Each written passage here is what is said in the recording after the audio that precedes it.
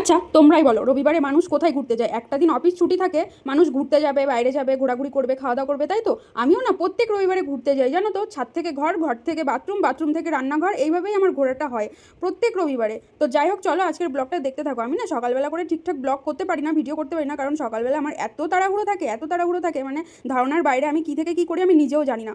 ঠিক সকালবেলার টাইমটাই কাজকর্ম থাকে, তারপরে সারাদিন আমি রিল্যাক্সে বসে থাকি, শুয়ে থাকি। আর কি ভিডিও দেবো তোমাদের সঙ্গে, কি ব্লগ করবো তো বুঝতেই পারি না।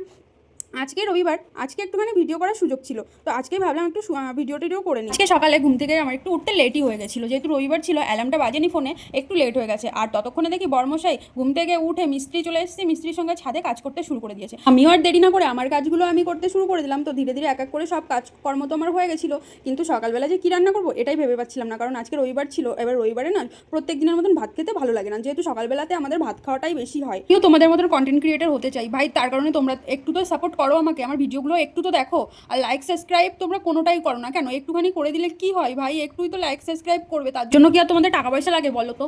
একটুখানি করে দাও না তোমরা লাইক সাবস্ক্রাইব, আমিও তোমাদের মতন কন্টেন্ট ক্রিয়েটার হতে চাই। যাই হোক, অনেক বকবক করে ফেললাম। আমার ভিডিওটা লাস্ট পর্যন্ত তোমরা যেহেতু দেখেই ফেলেছো, যে দেখেছো, আমাকে একটুখানি সাপোর্ট করে যাও, লাইক করে যাও। আর তারপরে দেখো আমার গাছে এত সুন্দর ফুল ফুটেছে, দেখে তো ভীষণ ভালো লাগছিল।